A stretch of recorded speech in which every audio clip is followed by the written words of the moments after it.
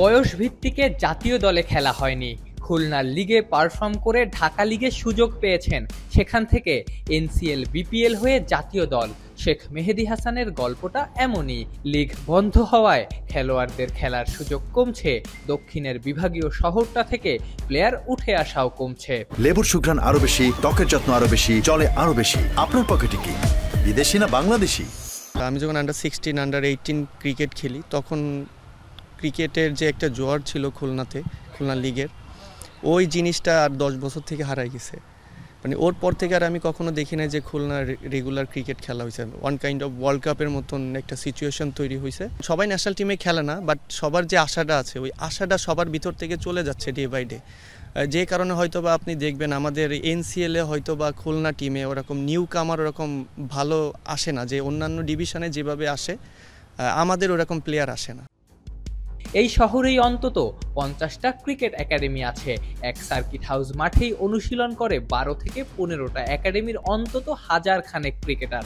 শেষ 7 বছরে মাত্র 2টা লিগ হওয়ায় ঝরে পড়া ক্রিকেটারের সংখ্যা বাড়ছে, অভিভাবকরা হতাশও হচ্ছেন, কোচরাও তাদের পরের লেভেলে খেলাতে পারছেন না। আমরা যারা একাডেমির সাথে জড়িত আছি, এই প্রতিবন্ধকতা তো আমাদের সবসময় থাকে। তাদের বাবা মারা জিজ্ঞেস করে যে তোরা তো সারা বছর শুধু প্র্যাকটিসই করিস, কিন্তু তোরা তো কোনো ম্যাচ খেলিস না, বা তোদের তো কোনো খেলাধুলা হয় না।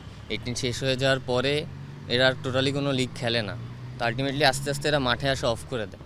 তো আপনি এখানে ঘুরে দেখবেন যে একাডেমিগুলো যারা প্র্যাকটিস করতেছে ইদানিং সবাই এজ লেভেলের প্লেয়ার।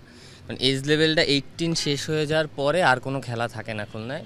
আপনি যেটা বললেন লাস্ট 5 বছরে 2বার লিগ হয়েছে, এইটা খুব সম্ভবত লাস্ট 10 বছর বা 12 বছরে 3বার লিগ হয়েছে টোটাল। খুলনা জেলা ক্রীড়া সংস্থার কর্মকর্তাদের সঙ্গে কথা বলে জানা গেছে, মাঠে নানাবিধ রাজনৈতিক প্রোগ্রাম আর অর্থের অভাবে শেষ 7 বছরে মাত্র 2টা লিগ আয়োজন হয়েছে। সাত থাকলেও সাধ্য নাই। 5টা লিগ যদি আমরা চালাই, আমাদের প্রায় 16 থেকে 18 লক্ষ টাকা খরচ হয়। এটা একটা বড় ধরনের অন্তরায়। 4 বছরে আমাদের মাঠ প্রায় 2.5-3 বছরই রাষ্ট্রীয় প্রোগ্রাম, জাতীয় প্রোগ্রাম, রাজনৈতিক প্রোগ্রাম, বিভিন্ন প্রোগ্রামে আমাদের মাঠগুলো সবসময় বিজি থাকতো। তবে ডিসেম্বরেই মাঠে গড়াচ্ছে খুলনা লিগ। 3য় বিভাগ থেকে শুরু হবে, সর্বশেষে হবে প্রিমিয়ার লিগ। এখন থেকে নিয়মিত লিগ আয়োজনের আশ্বাসও দিয়েছেন এই কর্তা। আফনান পিয়াল, যমুনা স্পোর্টস, খুলনা।